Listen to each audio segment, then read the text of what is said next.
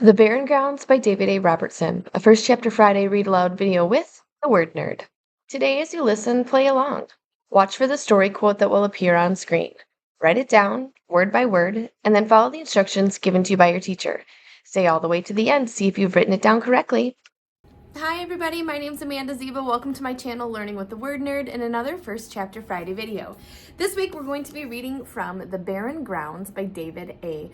Robertson. And if you are a person who loved the Narnia series, if you are a person who loves fantasy worlds, if you're a person who loves books with animal main characters that talk, you are going to love this book. Literally, I just got swept up away while I was reading it.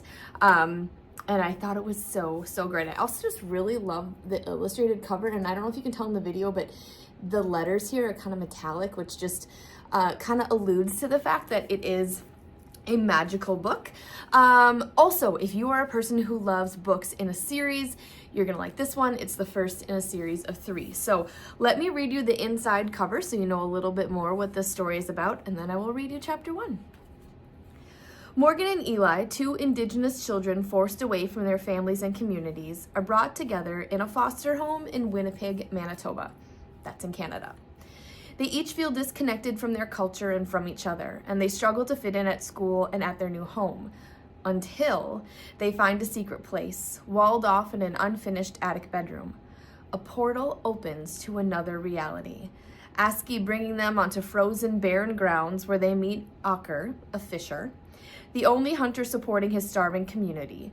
Misewa Ochek welcomes the human children, teaching them the traditional ways to survive in the wilderness. But as the need for food becomes desperate, they embark on a dangerous mission.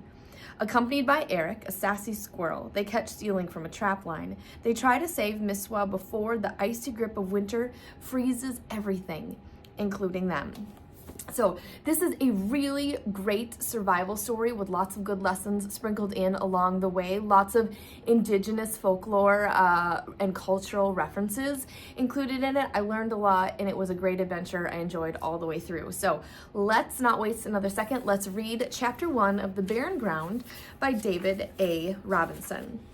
Another one of the things I really liked about this book, if you're a person who loves books with maps, you're gonna like this one. Chapter 1. Morgan's head pressed against her pillow. The alarm on her phone had just been snoozed again, and her plan to leave early for school was slipping away each time she reached forward with a groggy hand to silence the incessant beeping. Still, she refused to poke around the screen lower, where a simple touch would shut the alarm off permanently. She had good intentions to wake up, to stay awake, and to get out of bed. The thing was, she was just so darn comfortable.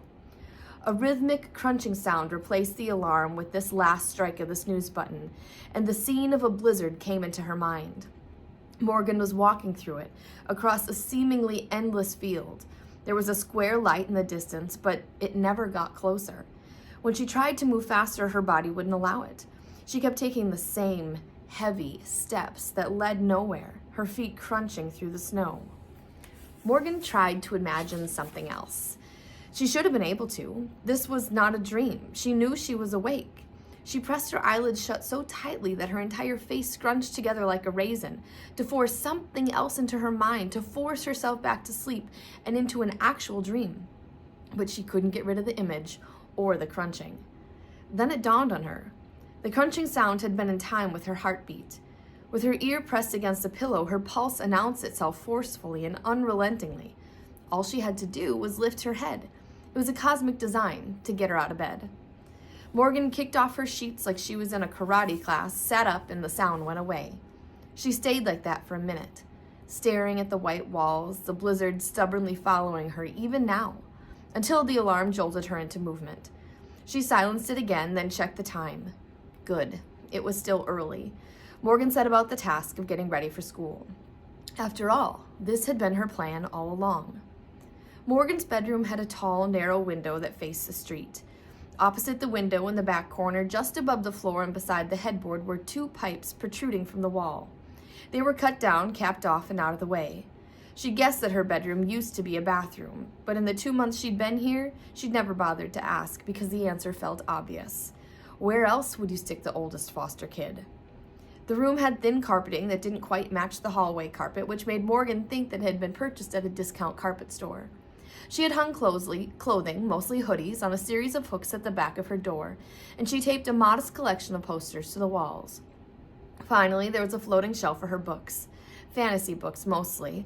Old ones, because Morgan liked how books used to be written. She liked the world that authors imagined and how she could imagine herself in them.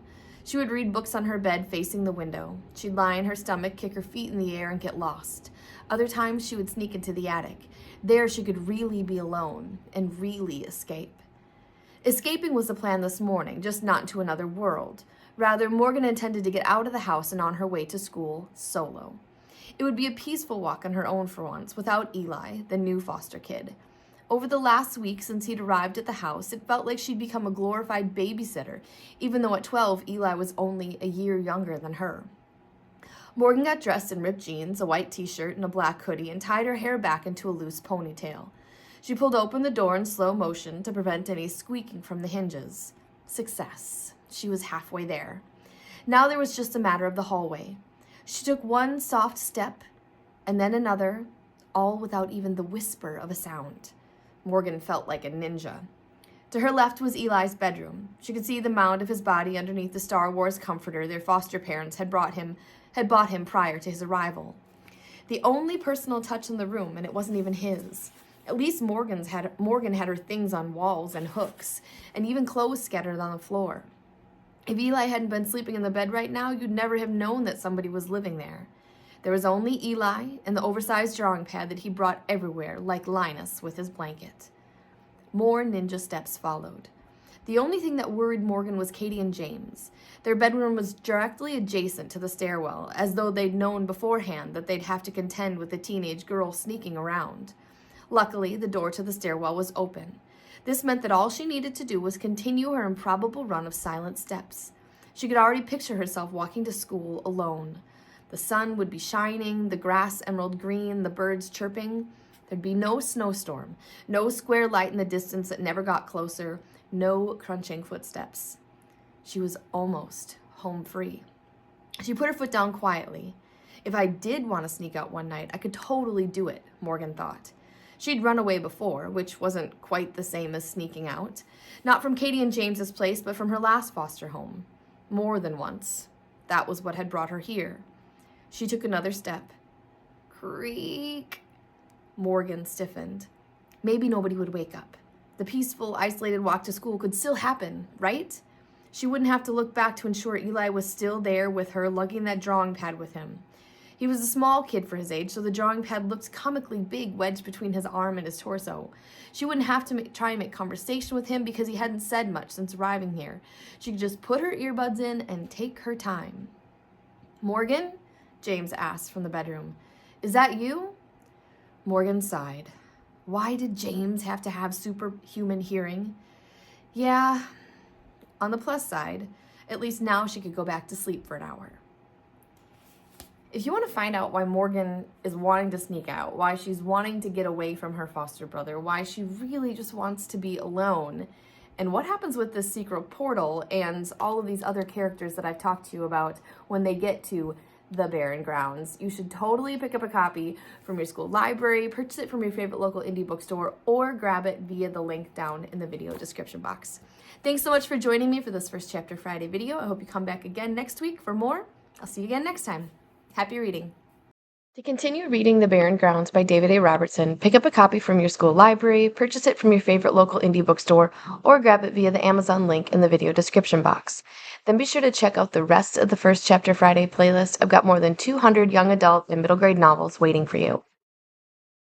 This week's mystery quote says, "Stories always lead people somewhere, to a place, to a memory." Thanks so much for visiting my channel, Learning with the Word Nerd. I hope you come back again for more great First Chapter Fridays, brain breaks, direct teaching instruction videos, and more. Don't forget to like this video and subscribe. See you again next time. Happy reading.